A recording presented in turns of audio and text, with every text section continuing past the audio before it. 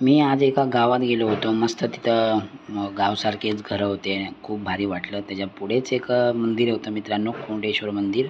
खूप छान मंदिर आहे तिथं. त्या कोंडेश्वर मंदिराच्या इथंच बरंच काही पाहायला भेटतंय. मी मंदिराच्या आतमध्ये गेलो मित्रांनो आणि कुत्रे होते. 2 भुकत पण होते. मला भीती वाटत होती. कुत्र्यासंग खरंच भीती वाटते. चावलं तर काय पण होईल. तर इथंच शंकराचं मंदिर होतं. मी जास्त व्हिडिओ नाही काढला आतून, कारण हे कुत्रे पाठी लागले माझ्या.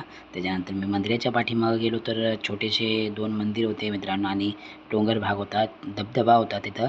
म्हणजे आता तर सुटला नव्हता धबधबा. पावसाच्या टायमाला खूप अतिशय सुंदर पद्धतीने धबधबा इथं वाहतो आणि ही खूप मोठी नदी आहे मित्रांनो. इथून डोंगराच्या वरतून पाणी खाली जातं आणि मस्त सुंदर वाटतं इथं. जेव्हा पावसात येताल तर खूप छान वाटेल. इथं मजा येईल. एन्जॉय करू शकता तुम्ही अशाच प्रकारे. आणि मस्त इथं बघितलं, इथं डबका होता छोटासा.